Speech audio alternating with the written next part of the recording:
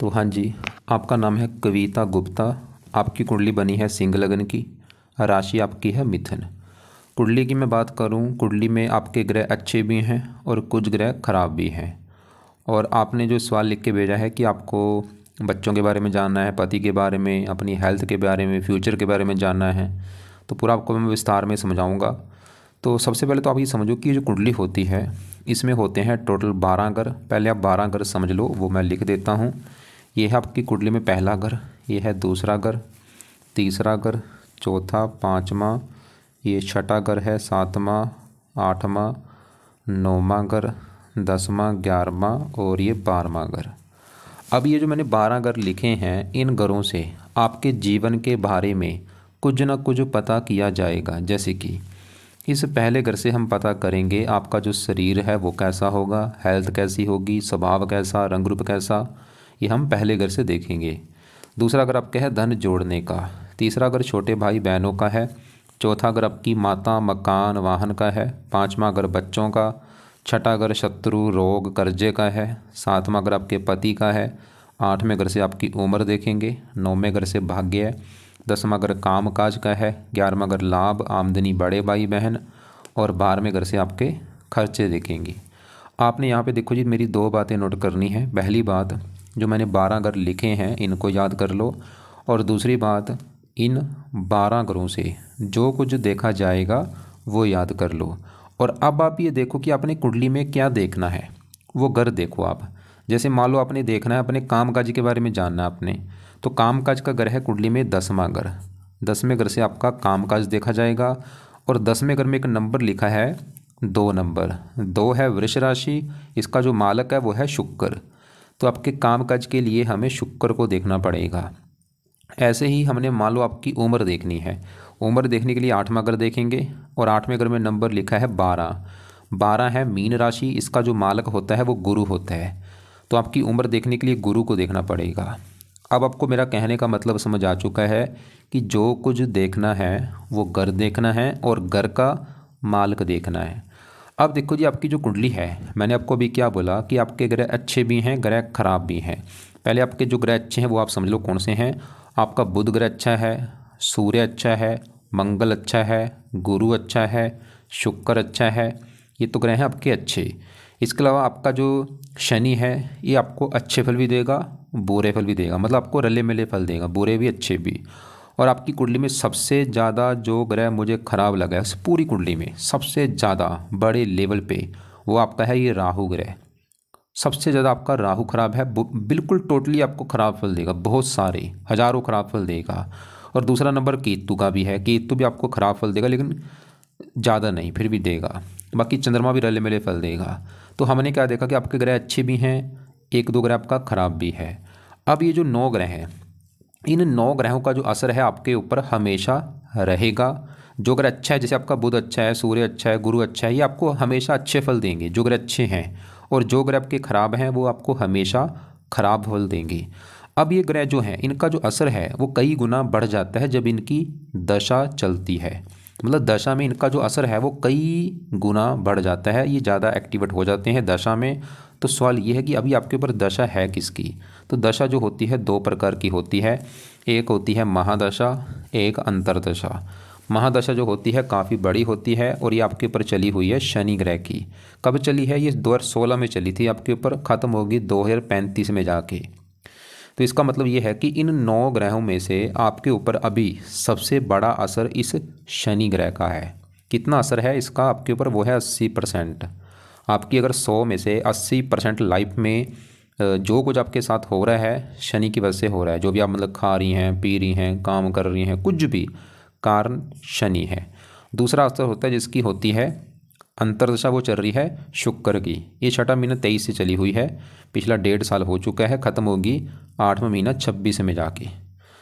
तो हमने क्या देखा कि आपके ऊपर इन 9 ग्रहों में से सबसे बड़ा असर है शनि ग्रह का, दूसरा असर है शुक्र ग्रह का। अब ये दोनों ग्रह हम आपके अभी देखेंगे कि ये दोनों ग्रह अच्छे हैं या बुरे हैं। एक तीसरा भी असर होता है, वो आपका है राहु का असर, वो अभी आपको मैं बाद में बताता हूँ। अब देखो जी, सबसे पहले आपके मैं कुंडली में राहु को ही मैं कवर करूँगा कि राहु मुझे क्यों खराब लगा भाई, खराब फल क्या देगा।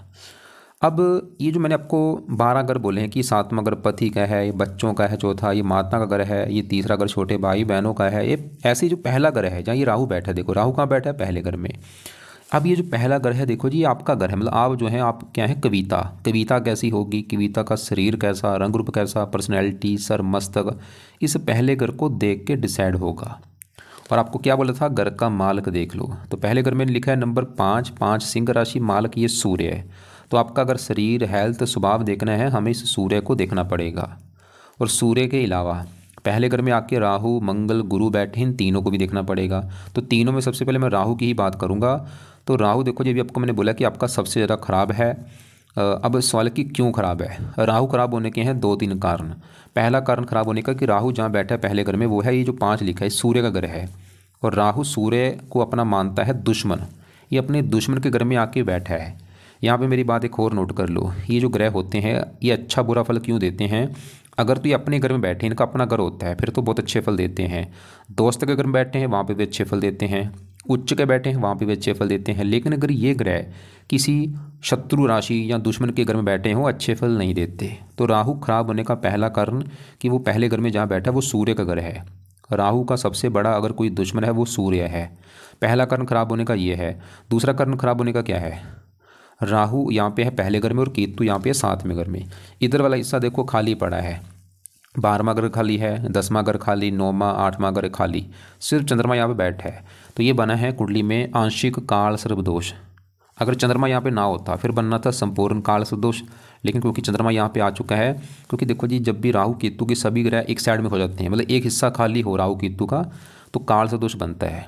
क्योंकि यहाँ पे चंद्रमा है, इसकी वजह से 2 काल सर्प दोष होते हैं, एक होता है संपूर्ण काल सर्प दोष, एक आंशिक काल सर्प दोष। तो यहाँ पे बना है आंशिक काल सर्प दोष, मतलब कम मात्रा वाला काल सर्प दोष बना है। अब देखो जी राहु क्यों खराब, एक तो दुश्मन का घर है, ऊपर से आंशिक काल सर्प दोष बना हुआ है। और यहाँ पे दोष भी बने हैं, राहु के साथ जो मंगल बैठा है ये अंगारक दोष बना है, ये गुरु बैठा है चंडाल दोष बना है। अब सवाल कि राहु आपको क्या खराब फल देगा। और ये देखो जी आपको खराब फल तो देगा हमेशा हमेशा खराब फल देगा, लेकिन ज़्यादा आपको खराब फल ये अपनी दशा में देगा। जब भी इसकी कभी दशा चलेगी उस समय इसका खराब फल बढ़ जाएगा। अब इसकी दशा आपको मैं दिखा देता हूँ। देखो ये आपकी है डिटेल, ये आपकी आई कुंडली, ये है दशा वाला चार्ट। अब दशा इसकी राहु की वैसे निकल चुकी है, आप चाहे नोट कर भी लेना। ये राहु की दशा में आपको लाइफ में काफ़ी दिक्कतें आई होंगी। ये दशा कब चली थी, 82 में चली थी आपकी, ख़त्म हुई है 2000 में। ये जो 18 साल थी इसमें आपको काफ़ी दिक्कतें परेशानी लाइफ में आई होंगी। या इसकी आगे कभी छोटी दशा चलेगी। छोटी दशा आपकी ये भी निकली है, ये देखो 14 में चली थी, 2014 में, 16 में ख़त्म हुई। ये भी आपके 2 साल में आपको काफ़ी दिक्कतें आई होंगी, चाहे नोट कर लेना। या अभी देखो अभी दशा किसकी है आपके ऊपर बड़ी, शनि की। 16 में चली है शनि की दशा, 35 में ख़त्म होगी। और छोटी दशा किसकी है, शुक्र की। ये चली है 6वां महीना 23 में, पिछला 1.5 साल हो चुका, ख़त्म कब होगी, 26 में। और आपको मैंने भी क्या बोला था कि तीसरी दशा भी होती है। अब तीसरी दशा देखो आपके ऊपर चल रही है राहु ग्रह की। ये देखो ये कब चली है, ये आपकी चली है 15/8/24, मतलब 8वें महीने 24 में आपके ऊपर राहु की दशा चली हुई है तीसरी। और अभी ये ख़त्म होगी दूसरा महीना 25 में, मतलब 4 तारीख दूसरा महीना 25 में, वही अभी 15-20 दिन पड़े हैं ख़त्म होने में। तो पिछले 6-7 महीने से आपके ऊपर राहु की दशा चली हुई है। आप चाहे नोट कर भी लेना कि पिछले अभी जो 5-6 महीने से आपको काफ़ी दिक्कतें, परेशानियाँ, रुकावटें, चिंता, भाग दौड़ आ रही होगी, जो आपने लिख भी रखा है। स्ट्रेस बहुत ज़्यादा रहता है, ये राहु की वजह से भाई। और ऐसा नहीं कि राहु आपको 1-2 बुरा फल देगा, नहीं, हज़ारों बुरे फल देगा। ये क्या बुरे फल देगा विस्तार में समझाता हूँ। राहु पहले घर में बैठा है, पहला घर आपका है शरीर, हेल्थ, स्वभाव, रंग रूप, पर्सनैलिटी, इन चीज़ों को ख़राब कर देगा। आपका पहला घर शरीर है, राहु आपके शरीर को ख़राब कर देगा, मतलब आपको मानसिक कष्ट भी देगा, शारीरिक कष्ट भी देगा। हेल्थ में कोई ना कोई दिक्कतें आपकी लगी रहेंगी, मानसिक कष्ट भी बहुत ज़्यादा होगा, अजीब सा डर लगना, भय लगना, चिंता, परेशानियाँ। और भी आप राहु आपको क्रूर है, राहु क्रोधी बनाएगा, जिद्दी बनाएगा, लड़ाकू बनाएगा, गुस्से वाला बनाएगा। 3 दृष्टियाँ भी हैं, 5वीं दृष्टि 5वें घर के ऊपर यहाँ पे नीच राशि। 5वां घर संतान का, संतान संबंधी भी चिंता देगा। 5वां घर पढ़ाई का है, पढ़ाई में दिक्कतें। 5वां बुद्धि, बुद्धि भ्रमित। 7वीं दृष्टि पड़ेगी 7वें घर के ऊपर, 7वां घर है पति का घर, ये आपको पति संबंधी भी दिक्कतें पैदा करेगा। पति से लड़ाई झगड़े होना, या विवाह में देरी होना, या पति से बनेगी नहीं। 9वीं बढ़ेगी 9वें घर के ऊपर, भाग्य की हानि करेगा। इसके अलावा ये जो साथ में मंगल गुरु बैठे, देखो जी यहाँ पे सवाल है कि ये जो मंगल और गुरु हैं ये आपके कैसे हैं। तो मंगल गुरु आपके हैं बहुत ही बड़े लेवल पे अच्छे, लेकिन इनके अच्छे फल जो हैं वो थोड़े से कम हो जाएंगे इस राहु की वजह से। मतलब राहु ने क्या कर दिया, इन दो ग्रहों को भी खराब कर दिया, ज़्यादा नहीं थोड़ा बहुत तो खराब करेगा ही। तो कुल मिला के आपको मेरा कहने का समझ आ रहा होगा कि आपका कुंडली में जो सबसे बुरा है वो राहु है, और वो सही होना आपके लिए बहुत ज़रूरी है। मतलब आपकी अभी वर्तमान में जो भी दिक्कतें परेशानियाँ आ रही हैं, चाहे पहले से भी आ रही हैं, क्योंकि जो दोष है इसका असर वैसे हमेशा रहता है, बस दशा में ये असर बढ़ जाता है। अब सवाल कि राहु को सही कैसे किया जाए, तो राहु के जो उपाय हैं वो आपको मैं बता देता हूँ। इसके पीछे देखो जी 9 लिखा है, ये 9 पावर होती है, ये 9 को आपने करना है -0, मतलब इसकी राहु की पावर कम करनी है। तो पहला जो उपाय है, आप सबसे पहला फर्स्ट काम क्या करो, राहु के मंत्र एक बार पूरे करो। मंत्र है 18,000, और ये शुरू करने हैं आपने शनिवार के दिन संकल्प लेके। अभी जो शनिवार आएगा उसकी वेट करो, शनिवार को शुरू करना, रात के समय संकल्प लेना है। संकल्प आप ये लेना कि हे राहु देवता जी, मेरा नाम है कविता गुप्ता, मेरी जात ये है, गोत्र ये है, और मैं चाहती हूँ मैं आज से आपके जो मंत्र 18,000 है वो पूरे करने जा रही हूँ, ताकि आपका बुरा फल प्लीज़ मुझे ना मिले और मुझे आप अच्छे फल दो। तो इस प्रकार आप संकल्प ले लेना, शनिवार के दिन ये मंत्र शुरू करने हैं। और ये मंत्र पूरे करने में देखो जी आपके ऊपर डिपेंड है, चाहे आप 11 दिन में कर लो, 21 दिन में कर लो, या 40 दिन में कर लेना। मंत्र पूरे करके फिर आप इनको छोड़ देना। और मंत्र है ओम राहवे नमः, 3 शब्दों का मंत्र है, ओम राहवे नमः, ओम राहवे नमः। तो ये जानना मतलब 2-2, 3-3, 4-4 माला करके, चाहे 4 माला कर लो, 5 माला कर लो, ऐसे मतलब करके मंत्र पूरे करने हैं आपने।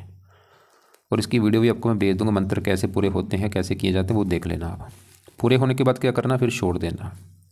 फिर दूसरा और तीसरा जो आपने उपाय करना है वो आपने करना है लाइफ टाइम।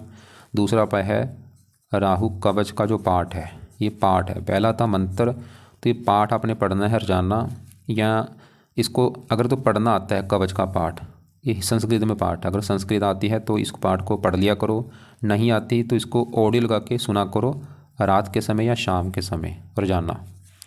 और तीसरा है राहु स्रोत का पाठ, दोनों पाठ हैं, देखो जी 2-2 मिनट के पाठ हैं, राहु कवच, राहु स्रोत। तो दोनों पाठ आपको यूट्यूब पे मिल जाएंगे या गूगल पे सर्च करना, वहाँ पे निकल आएंगे। तो दोनों पाठ सुना करो या इनको पढ़ा करो रात के समय या शाम के समय। और चौथा उपाय बहुत ज़रूरी है, वो है राहु का दान किया करो। अब राहु के दान में देखो जी आपको मैं वीडियो भेज दूंगा, उसमें दान देख लेना, राहु का दान क्या होता है। कई प्रकार के दान है, जो आपको दान सही लगेगा वो आप कर देना। वैसे इसका दान जो है सबसे बेस्ट होता है सतनाजा होता है, 7 प्रकार के अनाज होते हैं, ये पंछियों को डाला जाता है। या और भी इसके जो अनाज हैं, जो भी दान है वो आप वीडियो ज़रूर देख लेना, वो दान आप किया करो। और ये दान आपने लाइफ टाइम करना है। 5वां उपाय है, राहु जो है ये है शिव जी का भक्त है। राहु देखो जी सही करने के लिए आपको कुछ देवी देवताओं का पाठ पूजा करना है, जिसमें से पहला नंबर है शिव जी। तो शिव जी की आप पूजा उपासना अगर करते हैं उससे राहु अच्छा होगा, या हनुमान जी हो गया, या दुर्गा जी।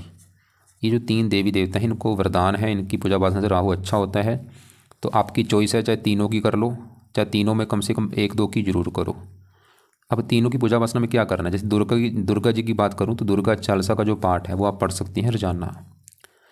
और हनुमान जी के पाठ में आप सुबह शाम हनुमान जी का पाठ पढ़ लो। सुबह मतलब हनुमान चालीसा पढ़ लो, या संकट मोचन पढ़ लो, शाम को बजरंग पढ़ लो, ऐसे हनुमान जी के पाठ पढ़ा करो। और शिव जी के पाठ में सबसे बेस्ट है ओम नमः शिवाय। सुबह के टाइम अपने घर में पूजा स्थान में बैठ के पूरी भावना से ओम नमः शिवाय, ओम नमः शिवाय जाप किया करो। और नीले रंग के कपड़े कम यूज़ करो, बल्कि नीली वस्तुओं का दान किया करो।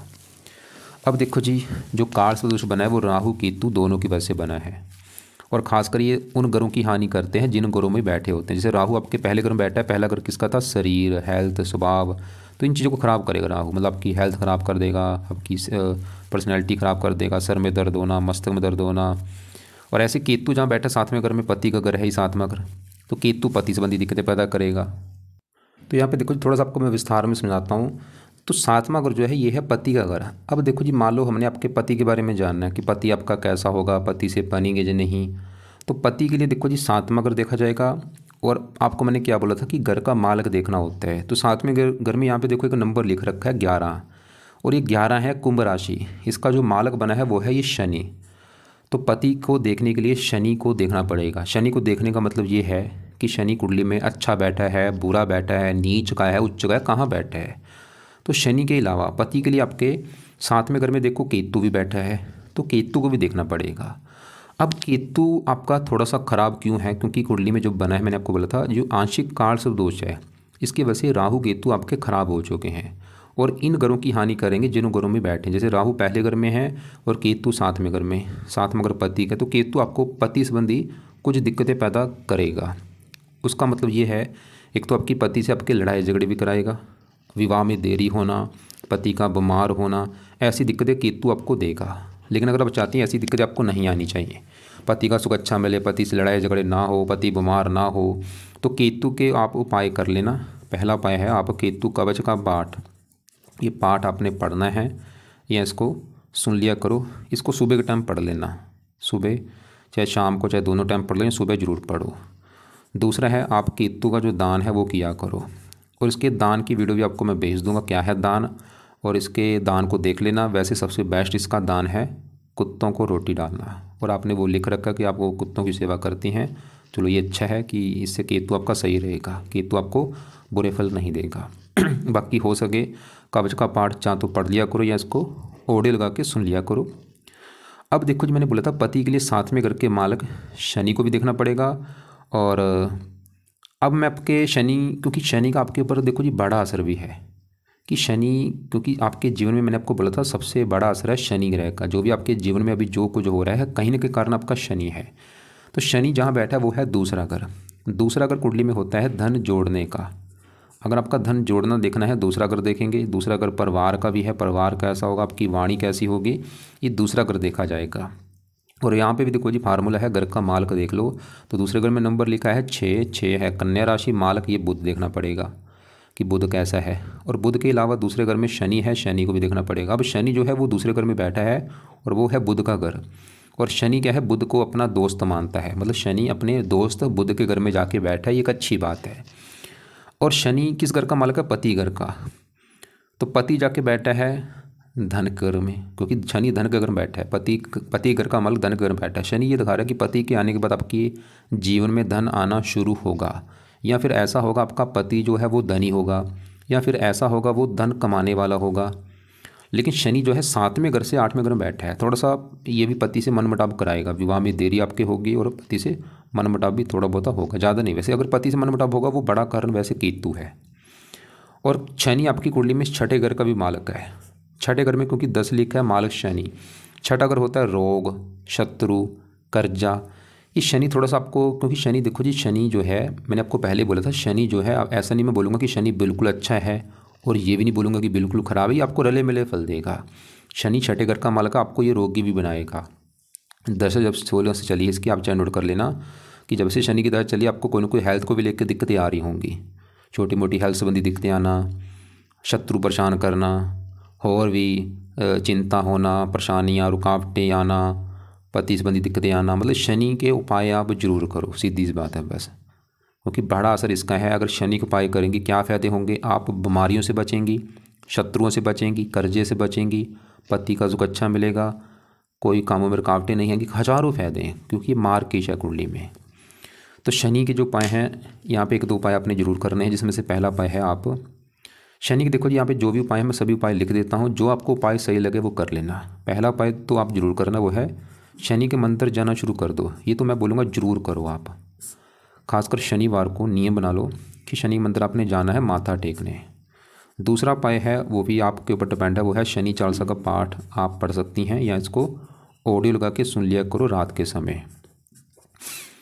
तीसरा है आप शनि का दान कर दिया करो, और ये दान आप हर शनिवार को कर सकती हैं या आप रोजाना भी कर सकती हैं, आपके ऊपर डिपेंड है। और ये शनि के दान की भी वीडियो आपको मैं भेज दूंगा, वो क्या है दान वो आप देख लेना। और चौथा उपाय अगर आप कर सकती हैं वो है आप, अगर आपको व्रत रखने का शौक़ है, व्रत रखना आता है, तो आप शनि देवता का व्रत रखो। हर शनिवार को शनि देवता के लिए व्रत रखो, व्रत की कथा किया करो, आरती करो। लेकिन अगर आपको लगता है कि भाई मैंने कभी व्रत नहीं रखा, कोई बात नहीं, चाहे रहने दो, व्रत ना रखो, शनि का रहने दो, लेकिन शनि मंदिर आप जरूर जाना है, शनि चालीसा भी रात को पढ़ना है, ये इसको सुना करो जरूर। और दान इसका जरूर करो। दान भी देखो जी आप, मैंने बोला वीडियो देख लेना, वो आपकी मर्ज़ी, चाहे रोजाना कर लो या शनिवार को जरूर करो। और जो पाठ है ये शनि चालीसा, ये तो रोजाना पढ़ना है, ये कंपलसरी है, रात को रोजाना पढ़ो या सुना करो। एक और उपाय भी है, अगर आप अगर आपको हेल्थ संबंधी दिक्कतें ज़्यादा ही आती हैं तो एक शनि कवच का पाठ है, वो कवच क्या करेगा, आपको बीमारियों से बचाएगा। 2 मिनट का पाठ है। देखो जी, ये शनि कवच का पाठ भी रात को अगर टाइम लगे इसको पढ़ना है या सुनना है। और शनि का रंग है काला। काला तो काले कपड़े कम यूज़ करो, बल्कि काली वस्तुओं का दान आप कर सकती हैं। जैसे काले कौवे को रोटी डाल दो, काले कुत्ते को रोटी डाल दो, काली गाय को रोटी डाल दो, काली चींटियों को काले तिल डाल दो। ये वीडियो में वैसे देख लेना, वो दान की वीडियो में मैंने विस्तार में समझाया है। और राहु का रंग है नीला। नीले कपड़े भी कम यूज़ किया करो। अब देखो जी, यहीं पे राहु के साथ मंगल गुरु बैठे हैं। ये तो आपके हैं बहुत अच्छे। अब इन्हीं की मैं बात करूँगा। तो पहले यहाँ पे मैं बात करता हूँ मंगल ग्रह की। मंगल इस कुंडली में इस घर का मालक है 9वें घर का। 9वें घर से आपका भाग्य देखा जाएगा। भाग्य अगर देखना है 9वां घर, 9वें घर में 1 लिखा है मेष राशि, मालक मंगल। तो हमें देखना पड़ेगा मंगल को कि वो कहाँ अच्छा है, जहाँ बुरा है। और मंगल पहले घर में बैठे तो घर अच्छा है। ऊपर से यहाँ पे जो 5 लिखा है सूर्य घर में बैठा है। सूर्य को अपना मानता है दोस्त। और मंगल इस कुंडली में योग कारक भी है। तो मंगल तो अच्छे फल देगा, क्योंकि भाग्यश है, भाग्य सिर के ऊपर बैठा है मंगल। फिर भी ये दिखा रहा है कि आपको भाग्यशाली बनाएगा, भाग्यवंशी लाइफ में सभी चीज़ें मिलती रहेंगी। और मंगल इस चौथे घर का भी मालक है, जहाँ पे 8 लिखा है वृश्चिक राशि, मालक मंगल। चौथा घर मकान वाहन का। मंगल आपको लाइफ में मकान वाहन भूमि जमीन जायदाद ये सुख भी देगा। लेकिन मंगल भी यहाँ पे थोड़ा सा दिक्कत दे सकता है, क्योंकि कुंडली बनी है मंगलीक। 7वें घर को देख रहा है। ये भी ये दिखा रहा है कि थोड़ा सा विवाह में देरी होना या पति से मनमुटाव होना, ऐसी दिक्कतें आपको आ सकती हैं।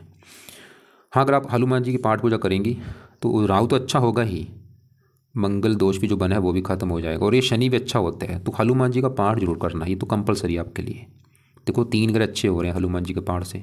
तो सुबह शाम हनुमान जी के पाठ पढ़ा करो। हो सके हनुमान जी के मंदिर भी आप माथा टेकने जा सकती हैं। अब इसी घर में गुरु है, ये भी अच्छा है। ये 8वें घर का मालक है, जहाँ पे 12 लिखा है मीन राशि, मालक गुरु। 8वां घर आयु का, उम्र लंबी कर देगा। और ये 5वें घर का मालक है संतान, पढ़ाई, बुद्धि। अपने घर को देख भी रहा है 5वीं दृष्टि से। संतान के लिए अच्छा है, पढ़ा लिखा बुद्धिमान। इसकी गुरु की दशा बहुत अच्छी जाएगी। वैसे इसकी बड़ी दशा निकल चुकी है पहले, आज भी असर है, क्योंकि दशम इनका असर जो है बढ़ जाता है। बाकी यहाँ पे देखो जी, चौथे घर में सूर्य है, वो भी अच्छा है। मंगल की राशि में बैठा है मित्र राशि। चौथे घर का अच्छा कर देगा आपको, मकान वाहन का सुख अच्छा दे देगा। चौथा घर मकान वाहन का है। और तीसरे घर में जो बुध है वो भी अच्छा है। बुध आपकी देखो जी कुंडली में एक तो इस घर का मालक है दूसरे घर का, जहाँ जैसे मैंने बोला था शनि जो बैठा है दूसरे घर में, बुध घर में बैठा है। और दूसरा घर का मालक बुध तीसरे घर में बैठा है मेहनत, धन, मेहनत। बुध ही दिखा रहा है कि खुद की मेहनत के बल पर आप धन भी कमाएंगे। और बुध 11वें घर का मालक लाभ, धन, मेहनत, इच्छा पूर्ति, मेहनत। बुध ये दिखा रहा है कि आप खुद की मेहनत के बल पर अपनी इच्छाएं पूरी करेंगी, धन कमाएंगी, लाभ होगा मिलेगा आपको। बुध अच्छा है, इसकी दशा भी अच्छी जाएगी। बड़ी दशा चलेगी 35 के बाद, वो समय भी अच्छा होगा आपका।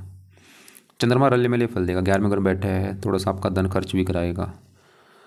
तो कुल मिला के शुक्र भी ठीक आपका 10वें घर का मालक है। और शुक्र की भी दशा भी आपकी चली है। 10वां घर काम काज, 5वें घर में बैठा है। थोड़ा सा राहु से पीड़ित है ये। यहाँ पे देखो मैं दूसरे ग्रहों को ज़्यादा कवर नहीं कर रहा, मतलब आपके जो ग्रह सही होना जरूरी है उसको मैंने ज़्यादा कवर किया है, जो कि है सबसे ज़रूरी राहु ग्रह। ये सही होना आपके लिए बहुत ज़रूरी है, क्योंकि राहु मैंने बोला था मंगल को भी थोड़ा सा ख़राब कर देगा। अंगार का दोष बना है, गुरु को भी ख़राब कर रहा है, चंडाल दोष बना है। और इसकी अभी छोटी दशा भी आपकी चलिए, आप चाहे नोट कर भी लेना। देखो अभी आप नोट कर लो कि 8वें महीने के बाद, ये जो अभी पिछले 4-5 महीने हो चुके हैं, आप देख भी लेना कि आपको कितनी दिक्कतें परेशानियाँ आ रही होंगी। और दशा भी आपकी तीसरी दशा है। अगर इसकी बड़ी दशा होगी क्या होगा, और बड़ी दशा इसकी निकल चुकी है। तो दोबारा एक बार मैं फिर बोल दूँ कि आपकी कुंडली में जो आपके लिए ज़रूरी उपाय हैं, एक तो सबसे ज़रूरी उपाय है इसे शनि ग्रह के, क्योंकि शनि की चल रही है बड़ी दशा, इसका बड़ा असर है। ये फिर भी चलो तकरीबन ठीक ठाक है, इसको मैं मानूंगा, ज़्यादा नहीं। फिर भी इसके उपाय जरूर करो। इसके उपाय में से मैंने आपको बोला है कि शनि मंदिर जाना है, शनि चालीसा, शनि कवच, 2 पाठ आपको बोले हैं। आपकी चॉइस है, चाहे दोनों पढ़ लो। अगर आपको लगता है कि भाई 2 पाठ ज़्यादा हो जाएंगे तो शनि कवच का पाठ आपकी करेगा हेल्थ को अच्छा, तो कवच का पाठ जरूर पढ़ना है, या इसको ऑडियो लगा के रात को सुन लिया करो। और शनि का दान आपने करना है, वो दान की वीडियो आपको मैं भेजूँगा, उसको देख लेना। और अगर आपको व्रत रखना आता है तो शनिवार का व्रत रखो, व्रत कथा सुना करो, आरती किया करो।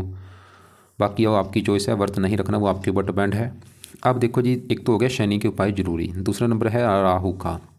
और राहु के उपाय में से मैंने बोला है कि राहु के शनिवार के दिन से मंत्र शुरू करके, चाहे आपका 11, 21, 40 दिन या 2 महीने भी लग जाए, मंत्र एक बार पूरे कर लेना। उसके बाद फिर आप राहु कवच, राहु स्रोत, ये जरूरी है आपके लिए। ये आप मत पाठ मत छोड़ना, ये जरूर पढ़ना। दोनों चाहे पढ़ो, लेकिन यहाँ पे अगर आपको लगता है कि 2 पाठ ज़्यादा हैं तो कवच का पाठ जरूर पढ़ा करो। और ये 2-2 मिनट के पाठ हैं, 2 मिनट लगते हैं एक पाठ पढ़ने में। तो चाहे दोनों, चाहे एक पार्ट कवच का रात को या शाम को ज़रूर पढ़ा करो या ऑडियो लगा के सुना करो। और राहु के लिए मैंने दान बोला है, दान जरूर करना है, वो दान की वीडियो देख लेना। ये बेस्ट उपाय है, मतलब दान शांत करेगा राहु को। और बाकी राहु को सही करने के लिए शिव जी, हनुमान जी, दुर्गा जी, इनकी पूजा उपासना की जाती है।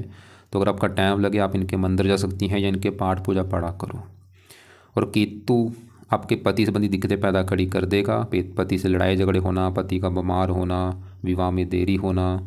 तो केतु, अगर आपकी ऐसी दिक्कत है पति वाली, वैसे वो पति संबंधी दिक्कतें आने के और भी एक दो कारण है। राहु भी साथ में अगर को देख रहा है, वो भी पति संबंधी दिक्कतें देगा। थोड़ा सा शनि भी है, तो राहु शनि के उपाय करने से पति के लिए भी अच्छा है। बाकी केतु का का भी पाठ सुबह को आप पढ़ लिया करो। और केतु का दान कुत्तों को रोटी आपने डालना है। तो पूरी कुंडली का अगर निचोड़ निकालूँ, कुंडली वैसे सब कुछ ठीक है, मतलब आपको जो दिक्कत आएगी कुंडली के हिसाब से वो आपको आएगी मैरिज लाइफ में दिक्कत आएगी आपको। और मैरिज लाइफ में दिक्कतें आने का मतलब देखो जी, मुझे कन्फर्म नहीं। एक तो दिक्कत ये है कि आपकी जहाँ तो पति से लड़ाई झगड़े तो होंगे, ये तो कन्फर्म है। पति का बीमार होना या विवाह में देरी होना, ऐसी कोई दिक्कतें आ सकती हैं। यहाँ पे भी डिसाइड वैसे होता है दोनों कुंडली मिलान देख के। एक बार आपने जो सवाल लिख के भेजे हैं, आपने मुझे बोला पुखराज आपने किया है धारण, ठीक है, पुखराज आप धारण कर सकती हैं। पीला पुखराज लेफ्ट हैंड की इंडेक्स फिंगर में 6.25 रत्ती का, ठीक है, लेफ्ट हैंड में धारण किया जाता है। मान के भी आपने दान कर रखा है, वो भी आप कर सकती हैं मूंगा मान के, क्योंकि ये लग्नेश है और गुरु आपका पंचमेश है। आपने बुध का भी कर रखा है पन्ना, ये भी कर सकती हैं। यहाँ पे मैं आपको एक बात बता दूँ, कई बार क्या होता है रत्न वैसे आपको ये जो आपने दान कर रखा है ठीक है, करने चाहिए, लेकिन कई बार क्या होता है रत्नों का हमें उल्टा नुकसान भी होता है। वो नुकसान होने का कारण क्या होता है, अगर आपने वो रत्न सही पक्ष में धारण नहीं किए, अगर उसको आपने पौने में धारण कर रखे, क्योंकि जो रत्न होते हैं हमेशा सवा में धारण होते हैं। अगर पुखराज है आपने सवा में धारण करना है, 7.25 रत्ती या 8.25 रत्ती ऐसे। अगर आपने पौने 7 में कर रखा है, पौने 8 में उल्टा नुकसान होता है। तो इसलिए मैं बोलूँगा हो सकता आपकी जो आपका स्ट्रेस बढ़ा हुआ है, ये रत्न भी आपके कुछ कारण हो सकते हैं। आप ये देखो कि रत्न कब से धारण कर रखे हैं, उसके बाद अच्छा हुआ है या बुरा हुआ है। तो एक बार रत्न उतार के अभी रख दो कुछ समय के लिए, और भारी भारी रत्न उतार पहनना। पहले मान लो सूर्य के पहन के देखो कि सूर्य का रत्न आपको अच्छा कर रहा है या बुरा कर रहा है, ऐसे सभी बारी बारी रत्न पहना। तो रत्न अभी उतार के रख दो कुछ महीनों तक। फिर भी अगर आपको लग रहा है कि अभी भी आपको कोई बात समझ नहीं लगी, कुछ पूछना है, तो आप अपना सवाल मुझे लिख के भेज देना या कॉल करके मुझे पूछ लेना।